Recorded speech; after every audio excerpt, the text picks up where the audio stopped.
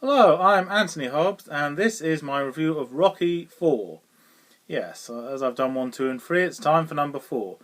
And, well, the first time I saw Rocky 4, I didn't like it at all. I mean, the bits I liked, but mostly the main overall plot I just thought was silly and very cheesy. And, of course, incredibly dated, yes. Once the Cold War was over, this movie looked dated as hell, yeah. However, I have warmed to it over the years. I like it a bit better now, yeah, so, okay. I suppose the thing is, yes, they made a lot of films with references to the Cold War during the 80s. You know, it's for propaganda. You know, capitalism beats communism and all that. But there are more subtle ways of doing it. Rocky 4 is anything but subtle. It makes out that all Russians are totally evil, with no redeeming features at all. Yes, they cheat with steroids in athletics, yes. Whereas capitalists, more specifically Americans, are perfect and flawless and never make any mistakes in anything. It's as if we have cardboard cutouts of the characters, you know, yeah. And okay, I suppose I have to get this off my chest. Superman 4, released in 1987, and was a huge big flop. Some say for two reasons. First reason, really bad special effects, because the budget was cut. And secondly, in Superman 4, Superman gets rid of all the nuclear weapons to stop a nuclear war from ever happening. And people thought that was cheesy and silly. A fictitious character getting involved in politics. Now, Rocky 4, made 2 years earlier, in 1985, that's a fictitious character getting involved in politics. But no, nobody thought it was cheesy, nobody thought it was silly, you know. Rocky Balboa is not a politician, but for whatever reason, the people liked it, they thought it was great.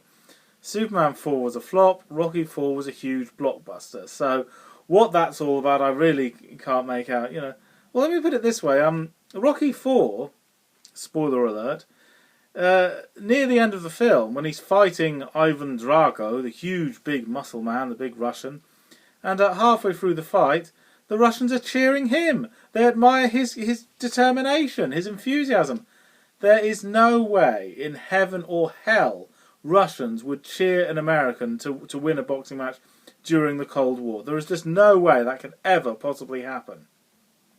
Superman 4 was more believable, put it that way, yeah. Okay, and something else about Rocky 4 I didn't quite like. It's very similar to Rocky 3. No, it's not. It is Rocky 3. It's the same plot. Basically, there's a fight halfway through the film, and one guy loses, and then there's a much bigger and better epic battle at the fight at the end, and Rocky wins, and somebody dies, yes. Mickey died in the third one, Apollo dies in this one. Yeah, so they're just Rocky, Sylvester Stallone is playing it safe, just doing the same ideas again, yeah.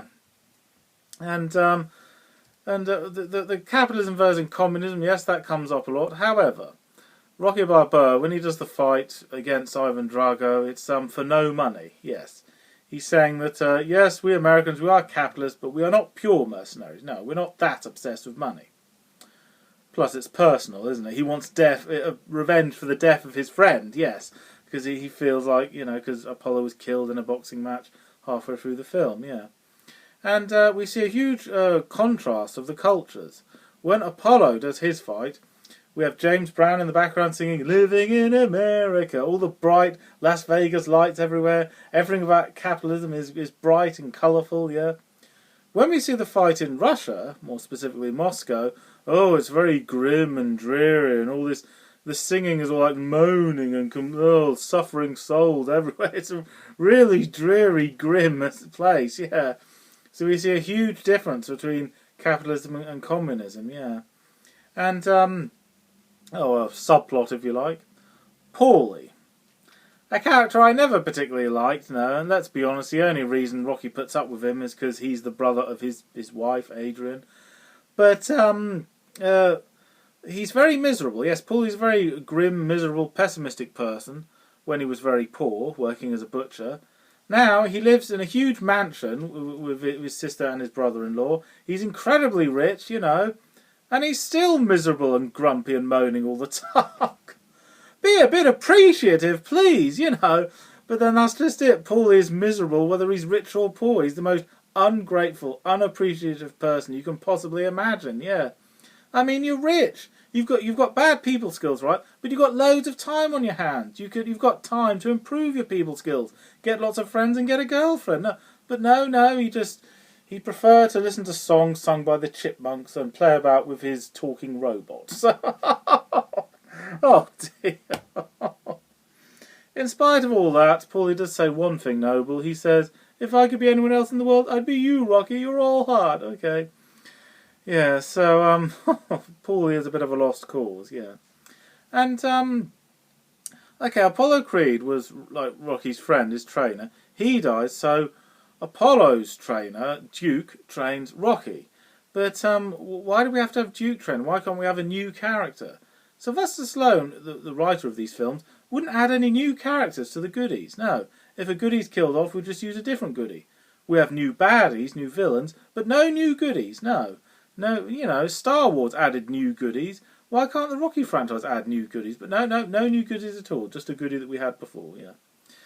And yes, the training sequence is really impressive, another contrast, we see Ivan Draco training in a high-tech gym, whereas Rocky uses really primitive, simple technology, hardly any technology at all. And he trains outside a heck of a lot instead of indoors, yeah.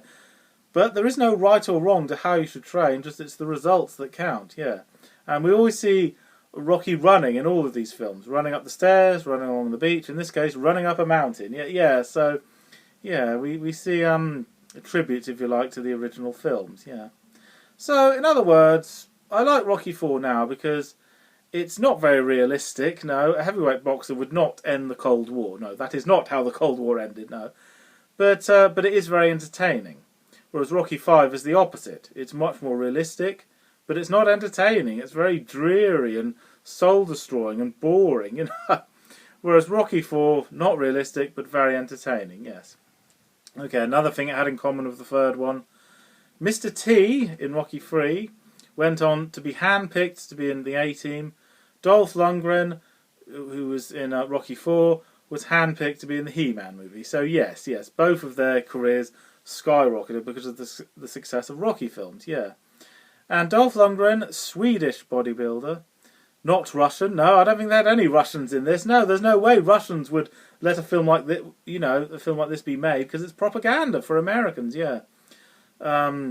Sylvester Stallone's then wife, Bridget Nielsen, not Russian, but she plays a Russian in it as well, yeah. And it's never filmed in Russia. No, the training montage, that's in a different country where it snows. So yes, it's an out-and-out propaganda film for saying how great America is, yeah. And, okay, you could say it's a noble effort to say, why can't we all just get along, communists and capitalists, but, no, looking back, the bit when Rocky gives a big speech at the end is quite cheesy, yeah. And also lots of pop songs played, an unsubtle way to sell the soundtrack, yeah. But in spite of these nitpicks, it is very entertaining, it is good cinematography and all that, and but it's shorter. Yes, Rocky 1 and 2 were both 2 hours long. Rocky 3 and 4, both, one's an hour and a half long, this is about an hour and 20 minutes long, to get a bigger audience, to get kids to watch as well, because little kids can't watch a film for a certain amount of time. So yes, that's why, to make more money. Ironic, really, the film is saying, capitalists are not pure mercenaries, but this film's trying to make as much money as possible, yeah. So in spite of a few nitpicks, Rocky IV is very entertaining. Thank you for watching. I'm Anthony Hobbs, and I'm never bored.